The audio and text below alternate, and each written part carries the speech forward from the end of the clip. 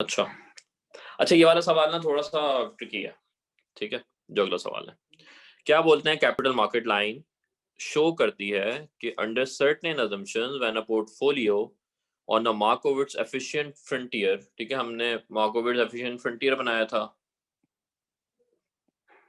ठीक है, उसे टेंजेंट करते हुए हमारी कैपिटल मार्केट लाइन जा रही होती थी, ठीक है। तो ये कहते हैं कि इस combined the capital market line shows that under certain assumptions when a portfolio on the Markowitz sufficient would is combined with a risk free assets, तो यहाँ पे risk free assets आ रहा होता था, risk free asset आ रहा होता था, यहाँ पे मार्केट का पोर्टफोलियो आ रहा होता था। तो ये स्टेटमेंट है बेसिकली, ठीक है, ये स्टेटमेंट है जो हमें कंप्लीट करनी है, ठीक है। तो क्या बोलते हैं, the maximum attainable expected return results from a 100%।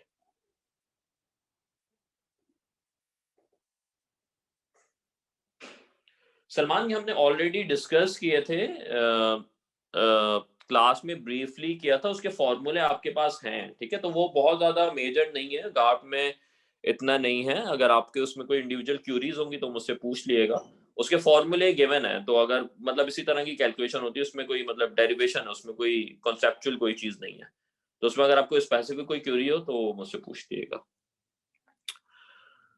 Okay, notes में है ना ये जो उसके फॉर्मूले हैं बेसिकली। ओके, तो पहली चीज क्या है कि जी the maximum attainable expected returns from 100% allocation to the frontier portfolio and 0% allocation to the risk free asset, ठीक है। तो ये क्या कह रहे हैं, पहली लाइन कि जो मैक्सिमम अटेनेबल रिटर्न है ना, वो कैसे मिलेगा, अगर आप मार्केट में 100% एलोकेट करें और 0% एलोकेट करें रिस्क फ्री एसेट में, ठीक है। पहली बात ये करता है, ठीक है, विच मेक सेंस, ठीक है। लेकिन इसमें कुछ चीजें हैं, ठीक है।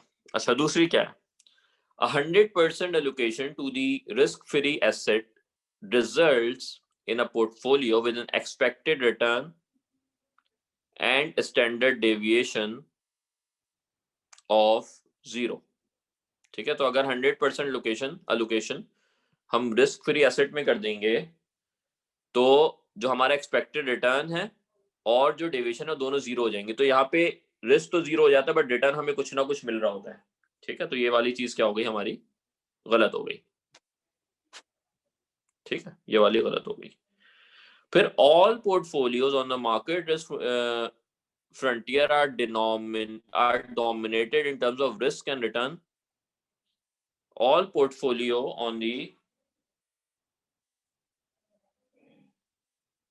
all portfolios on the Markowitz efficient frontier are dominated in terms of risk and return by a portfolio on the CML। तो ये कह रहा है जी जितने भी है ना, वो यहाँ पे भी हो, वो यहाँ पे भी हो, यहाँ पे भी हो, ये सारे क्या कर रहे होंगे, डोमिनेट कर रहे होंगे रिस्क एंड रिटर्न को। जबकि ऐसा नहीं होता, सिर्फ ये जो टेंजेंट वाली लाइन है ये वो पॉइंट होता है जिसमें आपको जो है वो रिस्क एंड रिटर्न को आप डोमिनेट कर रहे होते हैं, या आपकी जो आइडियल लाइन होती है, ठीक है।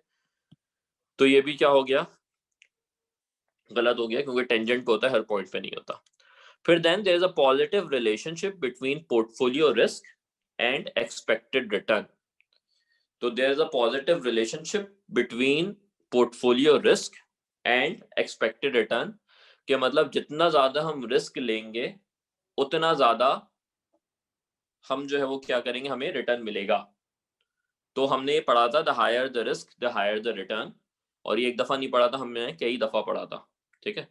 तो ये वाली स्टेटमेंट हमें समझ में आती है और ये वाली स्टेटमेंट हमें कुछ कुछ समझ में आती है।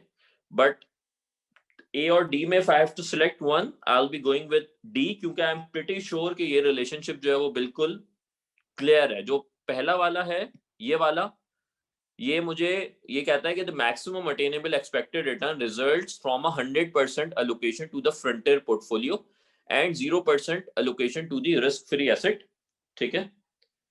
हाँ, 0% नहीं होती क्योंकि हम टेंजेंट ही नहीं बना पाएंगे ना। अगर हमने बिल्कुल 0% कह दिया तो वो कैपिटल मार्केट लाइन कैसे बनेगी, ठीक है। तो we have to have some percentage, ठीक है। तो इसलिए A is wrong and D is right.